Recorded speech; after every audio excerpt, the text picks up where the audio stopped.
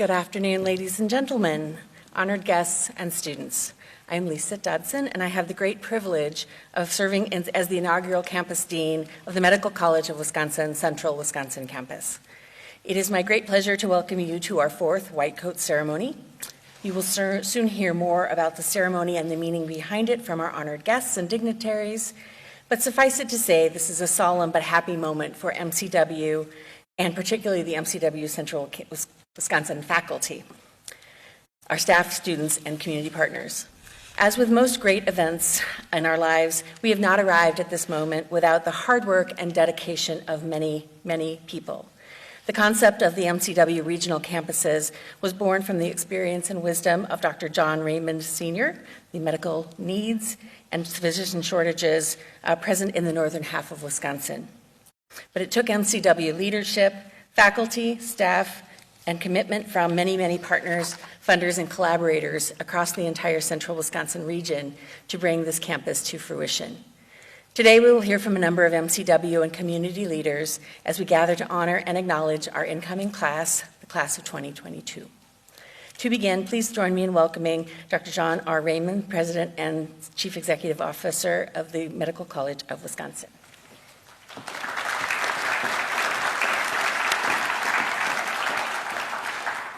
Thank you, Lisa, for your leadership, and to our students for choosing MCW Central Wisconsin to pursue your medical education.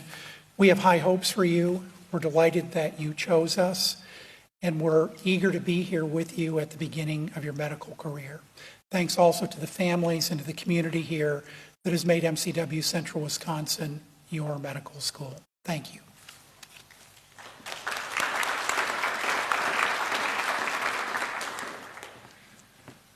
Well, what a great afternoon. I hope everybody's enjoying the weather and the summer's finally here.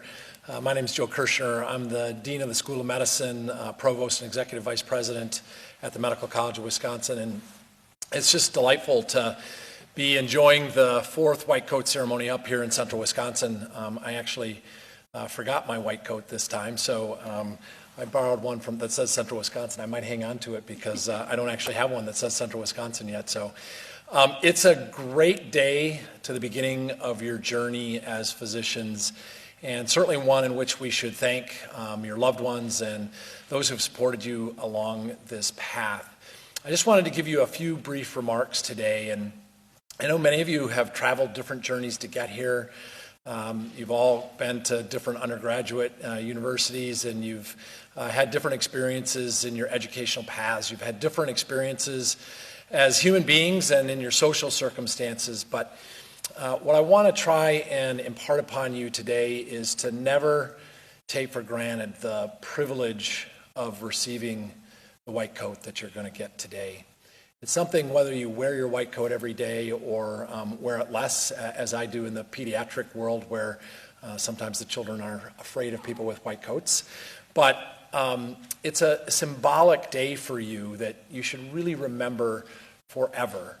And you know, there's over 7 billion people in the world, and we're going to matriculate over 20,000 students or so to what I think is the greatest medical education system in the world this year. So you're one of a really select group of people that get to go on this journey. And it's something that you should treasure. I hope it's something that, even though you've chosen a relatively difficult path in life, it's going to be one that's going to challenge you intellectually. It's going to be one that challenges you as far as some of your social circumstances from time to time. It's one that will challenge you even physically as a student and resident, and maybe even as a faculty member or practicing physician at times. But it is a rewarding career, and it's a vocation that is certainly worth following. I was communicating with one of the faculty members via email earlier today, and he sent me an email saying how happy I must be. I actually have a daughter who's joining you as a colleague in medical school this year, and he said to me, "You must be really proud for this moment and for this time of year." And what I said to him was, what I'm most proud of is that during the time of my interactions with her that she saw the career of medicine as being so positive that it was something that she wanted to pursue. So I would also encourage you as you move along in times of difficulty that you remember what a great privilege it is to be able to be a practicing physician.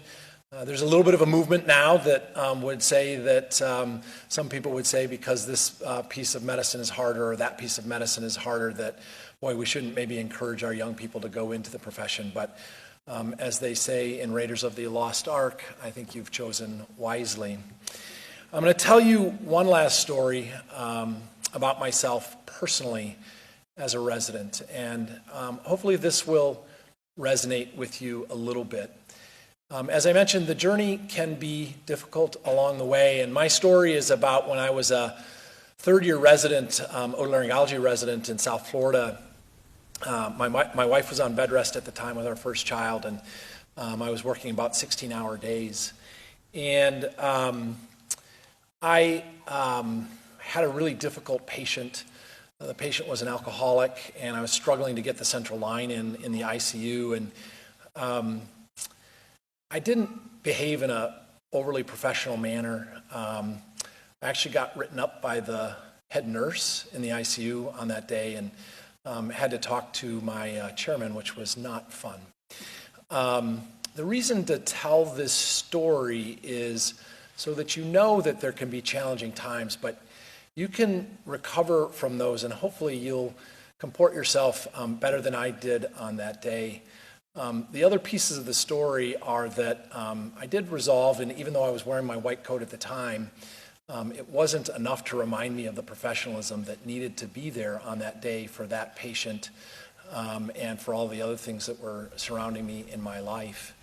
But I did resolve after that time to do better, and the good part of the story is the same head nurse wrote me a glowing letter of recommendation after I finished my second rotation in that ICU, so I guess I was able to do better. But in the days of the dinosaurs, we actually carried these 3x5 index cards. I know you all have electronic health records that keep all your data, but we actually used to, as residents, write these things down on 3x5 index cards.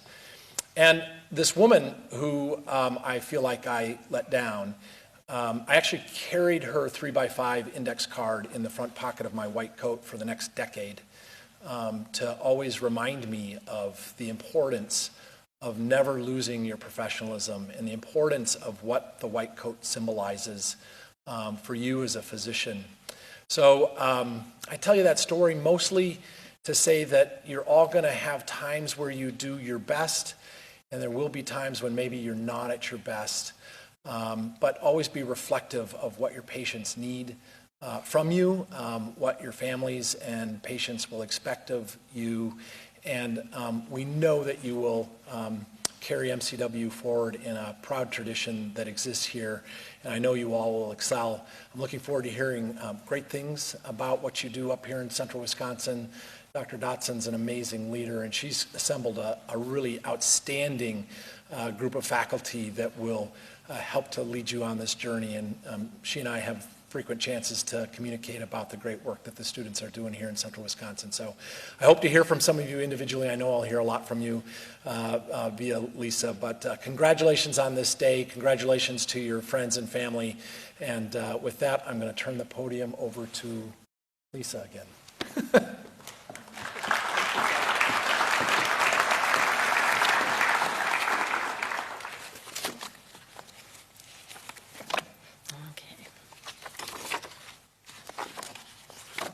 Get the right page. Our White Coat ceremony is a very special day for MCW, our staff and faculty, health system partners, and the Central Wisconsin community at large. MCW Central Wisconsin aspires to be a new kind of medical school, one where we teach the science and mechanics of medicine, but also personally connect each student with each other and with each faculty member to foster the wellness, problem-solving, and professionalism skills to allow our graduates to carry us forward into a brighter future. I am so pleased that you are all here with us to celebrate these remarkable young women and men. To you, our students and their families, I don't need to remind you that the road to becoming a physician is long. Today's ceremony is a welcome rest stop, a time to reflect on the efforts you have made to gain admission to medical school and a bridge into your new profession.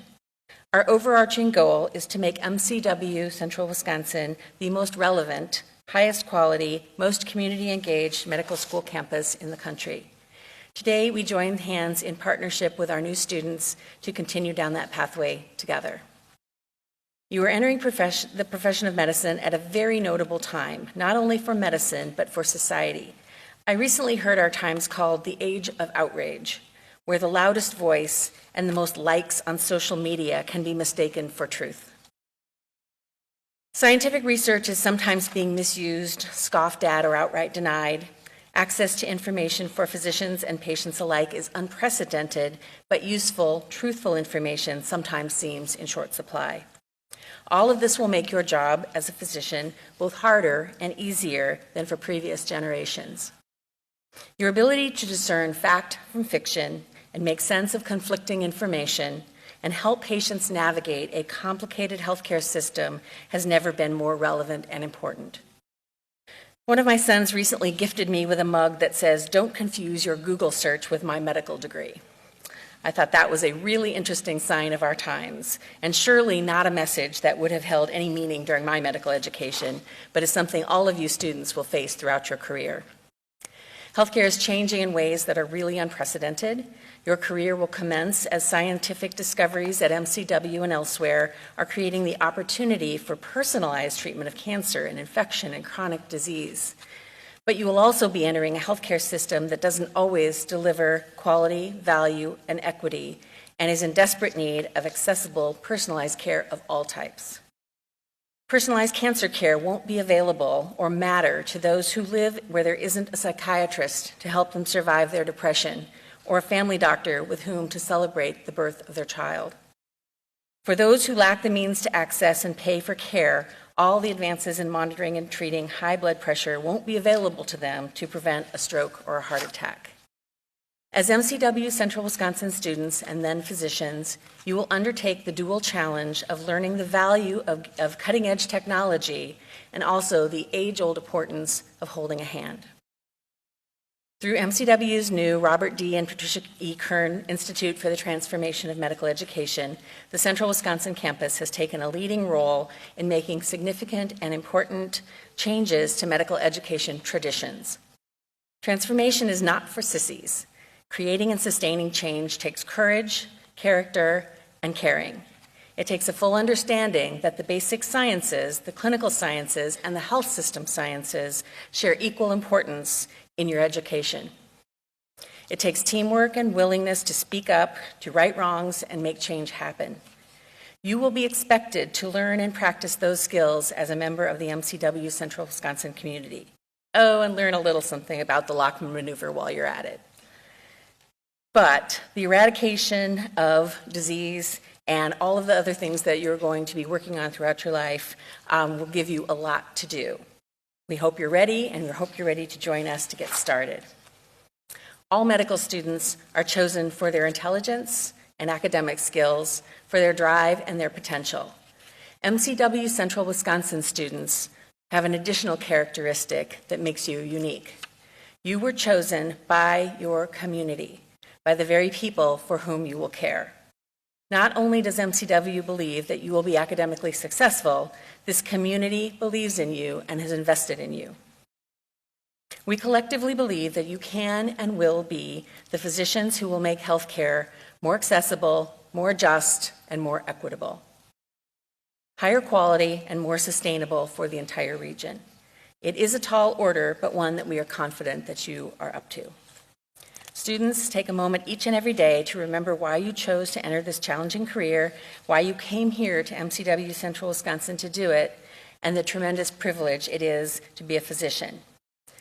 Family and community members, take time to regularly commit to helping support our students in maintaining health and balance and keeping professionalism as the central value they take forward throughout their medical career.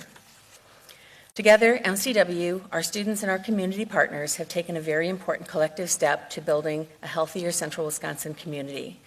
Let's roll up our sleeves and get to work. And at this time, it gives me great pleasure to introduce Dr. Kevin O'Connell. He's our keynote speaker. Dr. O'Connell is a native Wisconsinite and a family physician, having arrived in Wausau in 1979 as part of the Family Medicine Residency's second class, staying on after graduation as faculty and becoming program director of the residency in 1993. Dr. O'Connell has been described as a champion of healthcare for marginalized and underserved populations, quite possibly the most understanding person I have ever met, a visionary, and a natural-born teacher. His community involvement includes the United Way of Marathon County, Wausau Performing Arts Foundation, and the Lee Yawkey Woodson Art Museum, among many others. His long and distinguished medical and academic career includes teaching, clinical care, innovation, and quality improvement at the Wausau Family Medicine Residency and across the Aspirus Network. He's been named the Aspirus Physician of the Year, Aspirus Hero, and Aspirus Vision Award for Medical Education.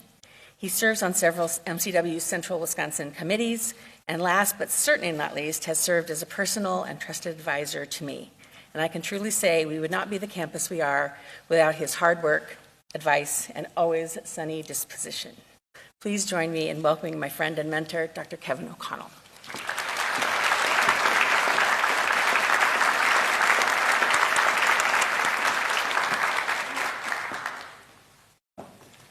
Thank you, Lisa. Yes, the reason I'm here is her fault. I just want her to be clearly aware of that. But anyway, first of all, let me offer my congratulations to the MCW Central Wisconsin class of 2022. It was, I'll just go with several decades ago that I was sitting out there sort of in that same position as you guys are now. And I do have one bone to pick with the medical school. I don't understand how come they changed the admission criteria to let young teenagers into med school. I mean, really, guys, you know? But anyway, all kidding aside, I'm sure you've gone through a lot. It's just, I'm getting older, I guess. But anyway, I thought about this for a while when Lisa asked me to say a few words. And, you know, she correctly predicted that my first response was going to be, hell no, you know, I'm not doing this. Not because it's not important or anything like that. This is just not my forte to get up and speak in front of crowds. It's not something I'm overly comfortable with or confident about doing. But I was going to give her one chance to explain why. So I asked her, what is it? Why me? Why do you want me to stand up here and say something, you know, that was a modicum of intelligence, I guess? And she said, well, I think you have a very compelling story to tell. And again, in my mind, I went, no way, that's not true. But as I thought about what she said, it did come to me that maybe I do have a few stories to tell that are compelling. So that's what I want to share with you today, sort of along what Dr. Kirshner was saying before about stories. But the story is not so much about me, but it's stories that certainly have affected me and stories that you will hear that will affect you. So to kind of put it in context, I want to go back a little bit to when I was 14. So this is kind of my little story. So two things happened that are relevant to today when I was 14. One is, that's when I decided to become a doctor. I just want to say that a 14-year-old is grossly incompetent in making that level of decision. But I did it anyway, and so here I am standing before you. But the other is a little story about my father. I grew up on a small dairy farm in the western part of Wisconsin, and we didn't know it, but we were probably at or below the poverty level at the time. So my dad did everything under the sun. He'd sell maple syrup, he'd sell Fuller brushes, he'd sell insurance, anything possible to make a little money to keep the farm afloat. And one of those things was he would work for the county agriculture to do soil samples to tell what kind of fertilizer different farmers' fields would need. So we were out one day in some farmer's field, and the farmer came up to talk to us. And my dad, being the gregarious Irishman that he was, could talk for an hour with this gentleman. But I thought, just being kind of shy and a little bit introverted, said nothing. I said boo. And after the farmer left, my dad, gave me a few words of wisdom in language I won't use today, but suffice it to say, he let me know that he was not happy with me, thinking I was being arrogant or stuck up or whatever, better than he was. And the line that he used and again, it's somewhat of a paraphrase, was that every person has a story to tell. This farmer has a story to tell, and it's as equally as important as anybody else's story. So I want to share with you 3 stories from my patients that have really helped shape me. They illustrate, I mean, there are hundreds of stories, and you will have hundreds of stories from your patients, but these 3 I just want to bring up briefly. They're going to be short stories, but they can kind of tell you a little bit about, if you want to say, what happened to me and what made me who I am and the type of practice of medicine that I do. So one is, shortly after I graduated, and actually probably the 2nd or 3rd year, maybe around 1984, 1985. Oh, I just dated myself, sorry about that. I was a young faculty here, and I got a phone call one day from a graduate of the program who had been my resident and graduated the year before. And he asked me if I would kindly see his partner. His partner was very ill, and he was practicing up in the UP, just didn't feel comfortable with what was going on and wondered if I would take care of him. So he brought him down, and I saw him in the clinic and immediately knew he needed to be hospitalized. So we worked him up, and he had oropharyngeal candidiasis and had pneumocystis pneumonia. And we started him on aerosolized pentamidine and different things. And the realization is, well, we need to do this new test. There's this new first-generation HIV antibody test that's just been out for a year or 2, and this certainly seems like a person we should check. And, of course, it was positive. As with all AIDS patients in the 80s, about 6 months later, I attended his funeral. But my story from the patient perspective is not that. It's when I did his history and physical in the hospital, and the resident that I've known for 3 years, and I thought I knew as well as I'd know any resident, was sitting on the bed holding Mark's hand and basically gave the entire history because Mark was very short of breath from his pneumonia. And to see the love and concern and compassion that they had for each other, the first emotion I really had was basically embarrassment that I had missed this whole big part of his life I knew nothing about. I'm kind of ashamed to have to say that was my first emotion. But to see their relationship in a way that I never knew before was definitely an eye-opener for me. And because of that, I really decided that HIV care would be an important part of my practice, and has. And I have taken care of probably close to 250 HIV patients in north central Wisconsin over the last 35 years because of that. Second story. About the same time, I was caring for a Hmong gentleman, an elderly Hmong gentleman. Many of you know about the Hmong refugees coming over in the early 80s. This gentleman was very respectful. I mean, he was well dressed. He poured himself with, you could just tell he was somebody important. I mean, but we didn't know that. I didn't know that at the time.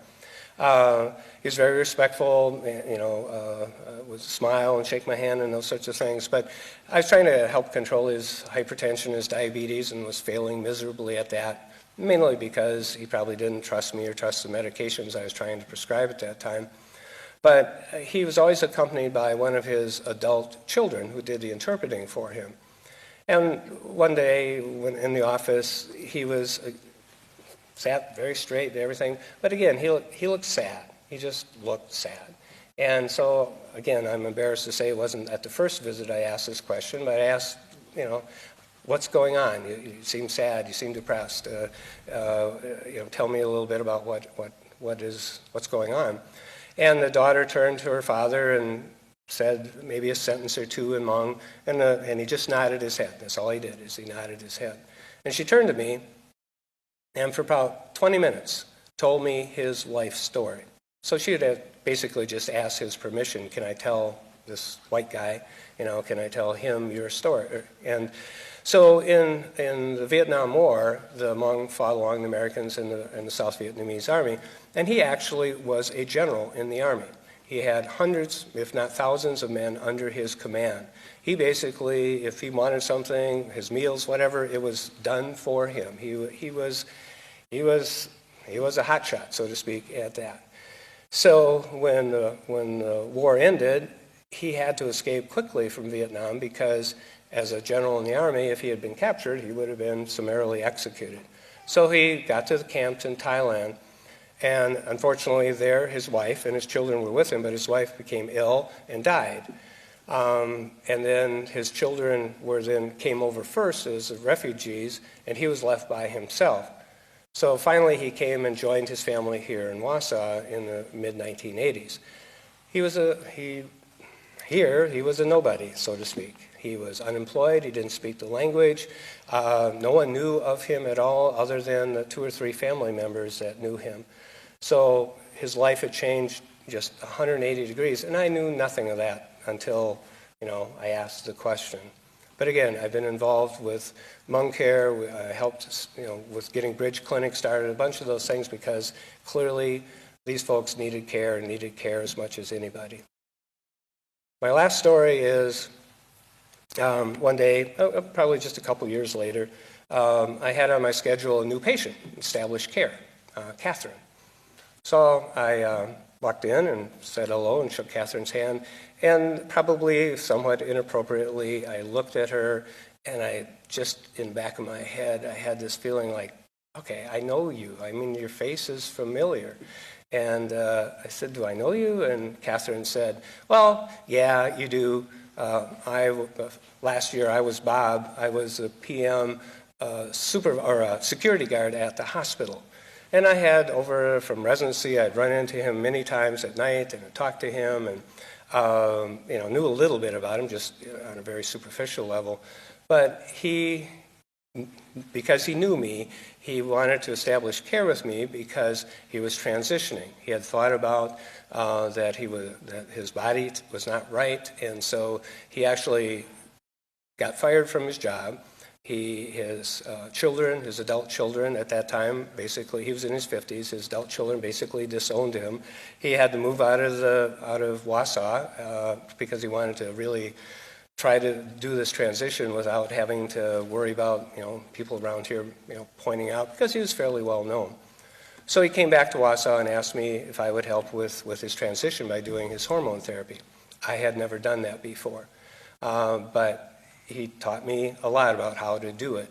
And again, because of that meeting and his story, I have been taking care of transgender patients now for 25, almost 30 years. And that, too, is a very large part of my practice. So my comment to you is, what did I learn from that? I certainly learned medicine. I learned all that sort of stuff. But I learned 3 things. First of all, love comes in probably about as many forms as there are people. Second of all, culture and language aside, loss and grief are universal. Everybody in the world feels some loss and grief at some time. And third, quietly going about your life and living it as you choose, despite great sacrifice, is really the true profile and courage. So I want you to think about that, about the stories your patients are going to tell you. Medicine is going to give you a lot of things. It's going to give you a career in which you have opportunity to develop great diagnostic and procedural skills, and you're going to help a lot of people, and you're going to fix a lot of problems. It's going to give you recognition and stature. You're going to become a leader in your community, almost whether you want to or not, just by default. That's what's going to happen to you. You're going to get, let's be honest, you're going to make some money. You're going to make a lot of money. And you're going to buy your house and your cars and take your kids on vacation and all that stuff with it. Heck, you might even get to be famous, like folks up here on the stage, But I do want you to just take one thought away with you, that the greatest gift that medicine is going to give you is the privilege to be able to hear the stories of the patients that share them with you. I want you to respect them, honor them, hold them in highest confidence, but most importantly, I want you to learn from them. Thank you.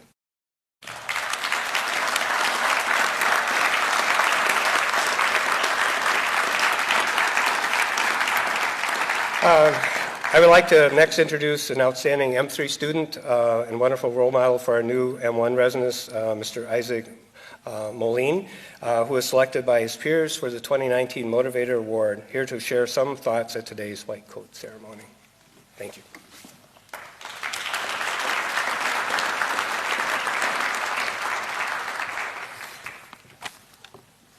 Hello.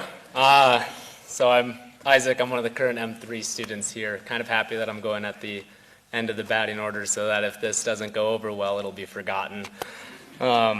So most of the people in this room don't know who I am. So before I give this little speech, just a quick introduction. So my wife is sitting back in that corner. And she is much cooler and busier than I am. She's currently working 3 jobs and training for the New York City Marathon. So if any of you M1s need tips on time and stress management, go to her, not me. Second, I really enjoy podcasts. You should as well. They're a great learning tool. Also, a little bit of a break from all of the medicine. And then finally, I do not know what specialty I'm going to go into, so if you guys have suggestions, I'd love to hear them at the reception. OB, yeah. So obviously, there are a lot of people up here that know a lot about medicine, and they are much more well-equipped to give speeches on what it means to be a doctor, how to be a doctor, and how to be a great doctor. I am not so well equipped yet. Maybe someday we'll be there. So today, what I want to offer you instead is a little bit of encouragement. So I know you are kind of fledglings in your decades-long medical career, about 2 or 3 weeks into it, and you guys are giddy with excitement and energy. You're learning how to do physicals. You're learning how to take a history. Pretty soon you'll be studying science, and it'll be super fun. And right now you might not need encouragement. So this speech really isn't for today. It's not for tomorrow. It's not for next week or even next month. It's for when you guys hit your first wall. And I know you could talk to any physicians out here, and I'm sure they've all had that moment. And I've had them myself, and I'm an M3.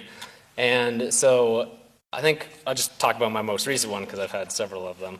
My most recent one was probably about 2 months ago. So I had just finished finals, my final tests in M2 year. I'd done my 5 dedicated weeks for studying for Step 1, which, if you don't know what that is, you will learn. And then I took the test, and I was about 2 weeks into my clinical rotations. And despite all of the knowledge and the time I had spent in class learning, I felt so useless in clinic and in the hospital. In surgery, it was 10 minutes to throw maybe 3 really poor sutures. When I'd offer to go grab things for nurses or help prep patients, and they'd ask me to do things, and I wouldn't know where to find things or how to do it, so then I'd ask them for help to help them. And then it'd take 45 minutes to write a bad note that would take doctors 10 to 15 minutes to write. So I was feeling pretty useless, and at the end of every day, I'd go home from the hospital knowing that it would have functioned fine, if not better, without me. So just jump ahead to now. I'm about 2 months in, and things have gotten a little better. It takes probably 5 minutes to throw 4 passable sutures. I know where to find things. I'm the resident expert at getting warm towels for cold patients in the OR. And it still takes 45 minutes to write notes, but that's because I hate it so much, so not really spending much time on it. Yeah, you'll learn. And at the end of the day, I still go home and know that the hospital would have functioned fine without me, but that's okay. That's not really the point, because at one point I will be, as will all of you, you'll be an integral part of a functioning hospital or clinic. So what do I want you to really take away from my short little experience? I think most importantly is that I'm getting better at suturing. I think each of you will take away something different, just as your proverbial walls will be different. So for me, it was a sense of uselessness, and what really helped that was a little bit of experience. For you, it might be fatigue, and you might need a break. Go hang out on a boat or get a round of golf in. Or for you, it might be kind of loneliness, and you just might need some camaraderie with your fellow students outside of the classroom, outside of the books. And for most of you, if not all of you, there'll come a point where you just altogether question your decision to enter medicine. And what you're going to need at that time is confirmation that you made the right decision. So I guess just broadly what to take away is that take time to recognize your walls, take time to examine them, figure out why you got there and how you got there, and then make sure to invest the time searching how to get past them. So just to end, I feel like all good speeches have a little catchphrase or something, so I'm going to leave you with one. I heard it about 2 years ago, and I've kept it with me each time that I've encountered my next wall, my new wall. And it's every day is a holiday, every meal is a feast. And it's super poetic, sounds really fun and bubbly, but it's super difficult to practice, if not impossible. There are going to be days where you sleep through your alarm, miss class, or show up late to clinic, and I've done both. Those days won't feel like holidays. And there are going to be meals of 5-day-old chili alone on campus during a test week, or shoving an energy bar down your throat as you chase after some attending who doesn't eat or go to the bathroom like the rest of us. And those meals won't feel like feasts. But the decision to treat each day like a holiday and every meal like a feast is just that. It's a decision, and it's going to be yours to make. Thank you.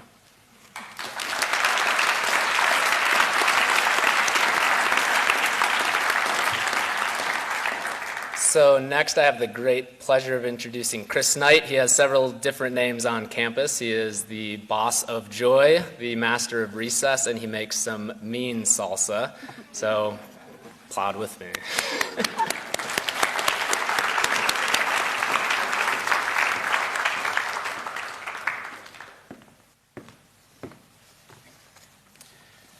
Good afternoon. I'm Chris Knight, Student Services Program Manager for MCW, CW, and apparently have a number of other titles. But I've had the pleasure of dining with our new medical students this last week and asking their reflections for starting medical school. And also to have them look forward to graduation, what it looks like at the end. And the following letter is an amalgamation of sentiments from our new 20 medical students and kind of what they're looking forward to. I'm humbled to have been selected to train at MCW-CW. I keep waiting for it to hit me that I'm actually here and starting this journey that has been a dream of mine for so long. I'm extremely blessed and privileged to have the opportunity of a lifetime to serve the communities we grew up in. I made my mom and dad proud. I'm thrilled beyond reason or words or anything worth comprehension. I feel like I'm on the edge of a high dive looking down in the pool below. I'm a little terrified, a lot excited, but happy to be at the top of the ladder. I feel like my entire academic and professional life has led to this opportunity, which I am completely enthusiastic about and very grateful for. I've been working towards this for so long that it almost doesn't seem real, but it is, and that's awesome. Right now, I'm more excited than I thought I would be because the overall feeling of welcome atmosphere from every person here, and I'm truly amazed by how great a class we have. This group gets along so well and is going to be supportive of each other during our time in school. I'm very excited to start medical school, but I'm also apprehensive. Making a move to Wisconsin and figuring out how to pay for medical school has been very stressful. And I'm excited to begin this journey, but nervous as heck to fail myself and my goals. My biggest worry was not getting into medical school or not being smart enough to be a doctor. One of my biggest fears is not living up to my potential and letting down people who have supported me to get to this point in my life. I worry about losing touch with important people who helped me get here. However, I know that I'll make many new lasting connections, and I have lots of concerns. Failing myself, my family, even the faculty who gave me the opportunity to attend this school. Not enjoying my day-to-day life and always focusing on the next thing. I'm most worried about losing myself in schooling and preparing for my future career. I want to make sure that I keep enjoying other aspects of my life. And I fear losing sight of why I'm here. My biggest worry for the future is not learning enough for the day I hold a patient's life in my hands. I know that everything I do in medical school will pay off in better care for my future patients. And I'm going to be successful because I will always be thinking of my future patients to remind me of why I'm doing what I'm doing. And I truly enjoy helping people and learning their stories. Being able to make a difference in the life of others is what pushes me and drives me to be successful. I will be successful because I'm in the right community. I'm so excited to be entering a supportive program that knows, understands, and roots for me. Now, I will be successful in medical school because I have been given a wealth of tools and strategies by my educators and mentors, as well as my new resources from MCW. And all that's needed now is the will to do it. I'll be successful because of my dedication, work ethic, and drive to become a physician. I've never given up on something that I've put this much work into. I'm not going to give up, no matter how hard it gets. I'm surrounded by exceptional people who will help me get through. Balance will be huge to my success. It's always been very important for me not only to have strong grades, but also maintain healthy relationships along the way. I look forward to the lifelong camaraderie created among my class and faculty at MCW. And when I complete medical school, I envision myself how I am now. I think I'll be scared for residency, but confident that I have the tools to succeed. I'll be proud of myself and my classmates for pushing through and following their dreams. 3 to 4 years, I'm most excited to be graduating medical school, be in a specialty that I enjoy. I see myself motivated to take the next step to residency and feel more than prepared for the specialty I choose. That I'll have found what I'm passionate about most in medicine, and I'm pursuing it eagerly. I'm confident I will have the skills needed to be the best doctor I can possibly be, practicing in communities with shortages or lack of healthcare accessibility for the sake of underserved healthcare populations. I'm nervous and proud and ready for whatever comes next. I feel I will have an unmatchable feeling of accomplishment, full of many sleepless nights, anxiety, and hard work. My dream will have come true. And now, the moment that you've all been waiting for, to direct the presentation of the WhiteCoats. It's with great pleasure that I introduce Dr. Jake Pernuski, Assistant Dean for Clinical Learning for MCW Central Wisconsin campus and Associate Professor of Family and Community Medicine. Dr. Pernuski is a Wisconsin native who earned his bachelor and medical degrees at University of Wisconsin-Madison. Completed his family medicine residency and Master of Science in Public Health at the University of Utah. He's a passionate teacher, scholar, and mentor with a national reputation for excellence in medical education leadership and research. Dr. Pernuski will now present the MCW Central Wisconsin students as they receive their WhiteCoats.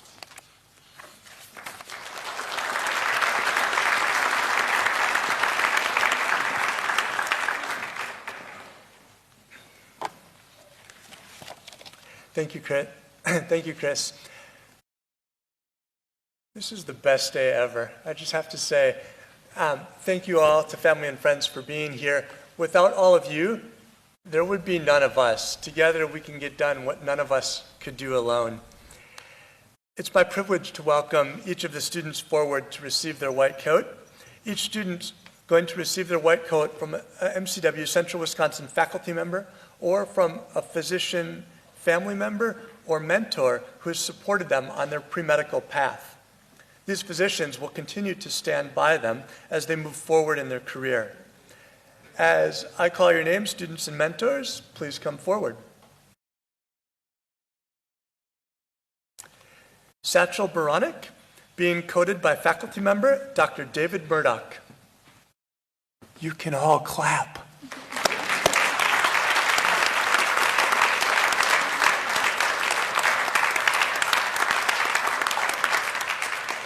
Greta Berger, being coated by her mentor, Dr. David Thorson.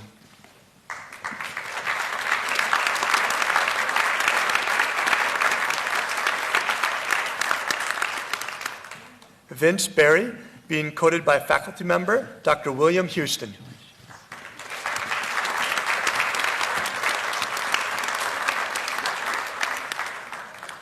Colton Brown, being coated by faculty member, Dr. Michelle Montgomery.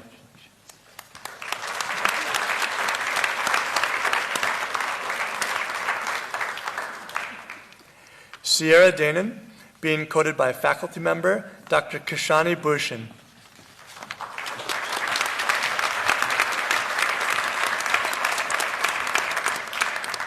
John Feemster, being coated by his mentor, Dr. Eric St. Louis.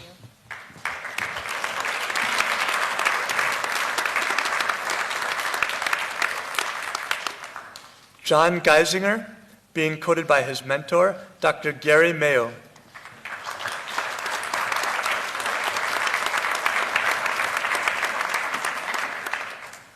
Philip Hartfield, being coated by faculty member Dr. Thomas Volker.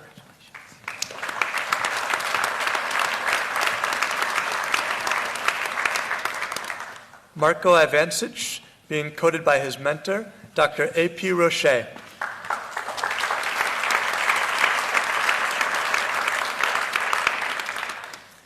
Dima Jaber, being coated by faculty member, Dr. Gabriela Haji-Andreu.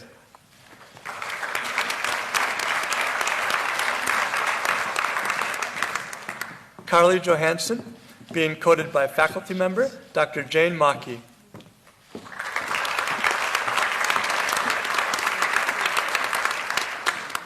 Margaret Lieb, being coated by her mentor, Dr. Carrie Myers.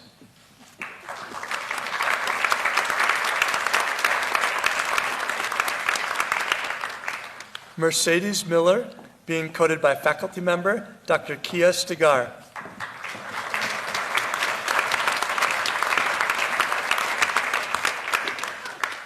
Sarah Steffen, being coated by her mentor, Dr. Brian Smith.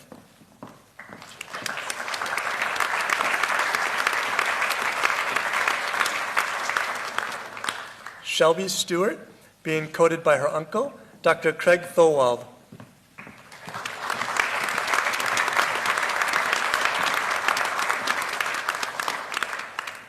Hayden Swartz, being coated by faculty member, Dr. Brian Hong.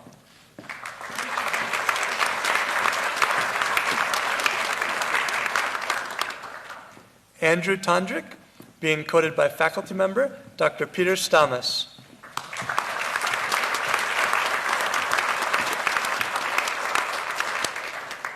Zachary Wallace, being coated by his father, Dr. Brian Wallace.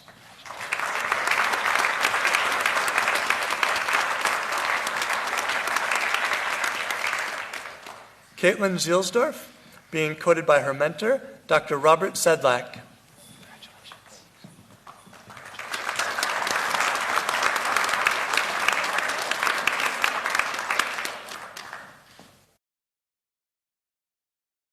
And one more round of applause for all of our incoming class.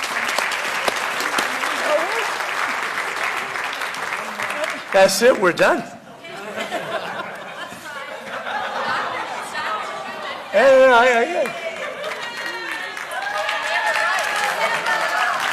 Amanda Wright. Right? Amanda Wright, being coated by Dr. Ellen Schumann.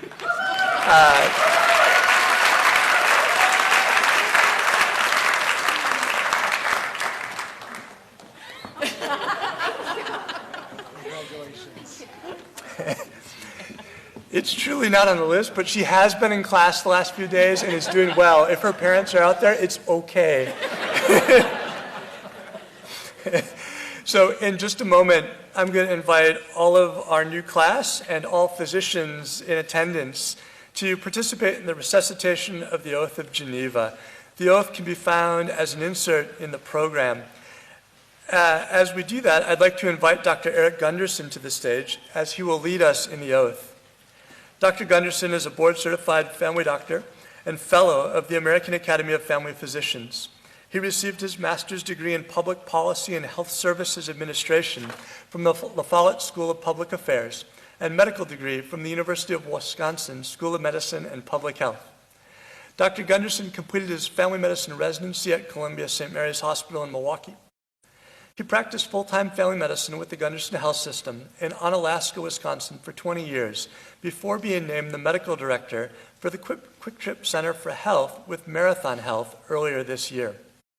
Dr. Gunderson currently serves on the boards of the Gunderson Medical Foundation, La Crosse County Medical Society, Wisconsin Medical Society, and the Wisconsin Medical Society Foundation. He's a past president of the Wisconsin Academy of Family Physicians, the La Crosse County Medical Society, and the Wisconsin Medical Society Foundation. Please welcome Dr. Eric Gunderson.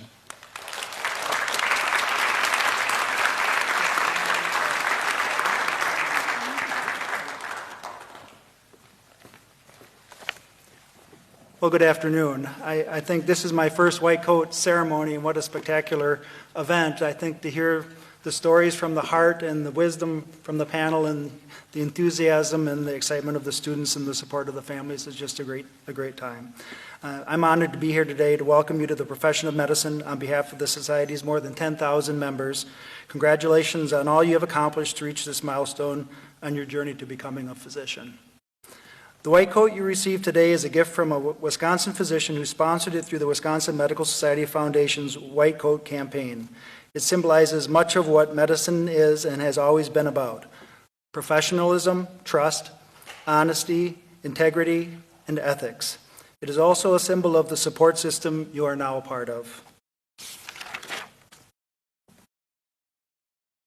With your white coat, you received a personal message of encouragement from the physician who sponsored your coat. Some of you may develop a long-lasting professional relationship with that physician as a mentor and role model. For others, it's simply nice to know that someone believes in you and took the time to wish you well on your journey. The years ahead will be challenging, exciting, and yes, stressful. But let me assure you that we at the Society are here to support you and help you succeed. Healthcare is a team effort, and when we work together to advance the profession, we're helping improve care for Wisconsin patients, which has been the mission of the Medical Society for more than 175 years. I believe strongly in the organization because I have seen physicians accomplish great things together. I encourage you to take advantage of your membership and all it offers, including access to scholarships, student loans, and educational opportunities. The Society and Foundation both offer opportunities for networking and camaraderie with your peers and mentors, and I'm confident that your involvement will bring you lasting friendships and profoundly affect your career. Once again, on behalf of the Wisconsin Medical Society and Foundation, congratulations and welcome to the medical profession. We wish you the very best as you begin this amazing journey. All right. Does everyone have their Declaration of Geneva ready to go? The Declaration of Geneva, the Physician's Oath, was adopted by the General Assembly of the World Medical Association in Geneva in 1948 and editorial revised in 2006. It is a declaration of physicians' dedication to the humanitarian goals of medicine. This declaration was especially important in view of the medical crimes which had been just committed in Nazi Germany. The Declaration of Geneva was intended as a revision of the Hippocratic Oath to a formulation of that of oath's moral truths that could be comprehended and acknowledged in a modern way. All right, now please stand and recite the oath after me. I solemnly pledge to dedicate my life to the service of humanity.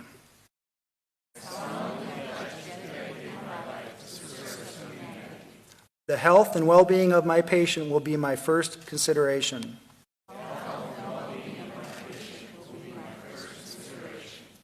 I will respect the autonomy and dignity of my patient. I will maintain the utmost respect for human life. I will not permit considerations of age, disease, or disability, creed, ethnic origin, gender, nationality, political affiliation, race, sexual orientation, social standing, or any other factor to intervene between my duty and my patient. I will not permit considerations of age, disease, or disability, creed, ethnic origin, gender, nationality, political affiliation, race, sexual orientation, social standing, or any other factor to intervene between my duty and my patient. I will respect the secrets that are confided in me even after the patient has died. I will respect the secrets that are confided in me even after the patient has died.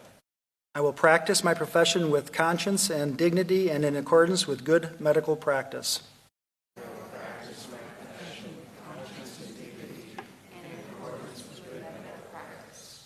I will foster the honor and noble traditions of the medical profession.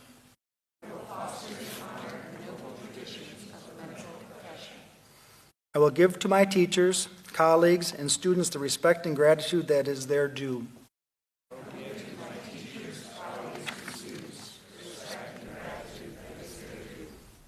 I will share my medical knowledge for the benefit of the patient and the advancement of health care.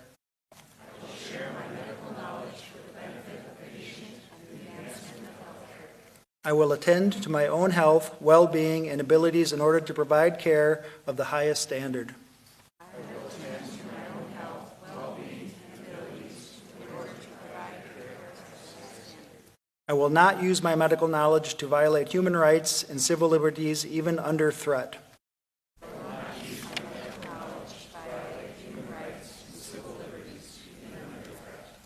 I make these promises solemnly, freely, and upon my honor.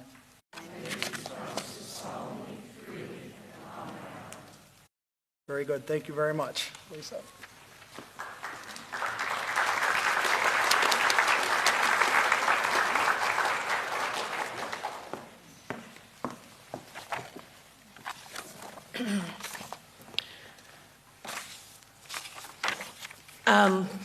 In consultation with John and Joe, I wanted to sort of make an announcement that I think helps point out exactly the professionalism and the importance of the things we've talked about this morning.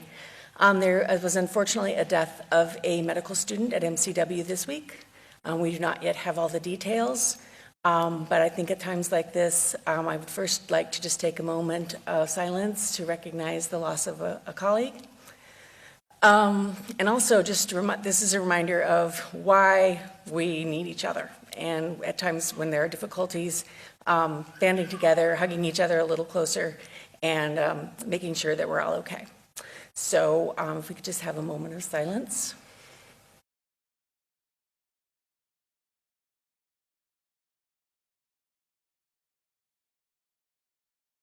Thank you. So in closing, this morning, or not this morning, but this week, the MCW Central Wisconsin Class of 2022 has gathered to reflect on professionalism and how it will shape their educational and professional pathway in years to come. This ceremony and the oath that they have just taken for the first, but not the last time, is not the culmination of that discussion, but rather the launching pad from which we will improve healthcare in Wisconsin and revitalize one another. I believe that our students and others across the country will be the means by which healthcare in the U.S. will be improved and sustained. But to accomplish that goal, these students must be nurtured and encouraged and sustained themselves. If you agree to be a part of an ongoing village who will assist these young physicians, please signify by joining me in saying, "I will," after the following statement. We, your families, faculty, staff, and community, commit to support, encourage, and sustain you, hold you accountable, and help you become the amazing physicians you are destined to be. Please signify by saying, "I will." Before we conclude, I want to thank several of our healthcare representatives from our key health system partners who are on the stage. Dr. Peter Stamis from the Ascension Health System. Can you wave? Say hello.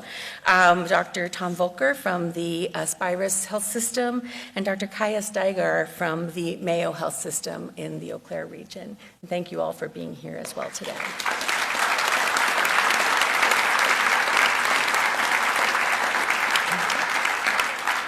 This concludes this afternoon's ceremony. If I could please ask the guests to remain seated until the recessional is complete. This class will be available for photos and hugs in the Sonnentag room just outside of the auditorium. Please also join us for the community welcome picnic at the Rothschild Pavilion following the ceremony. See any of the staff if you don't know where that is. Thank you and good afternoon.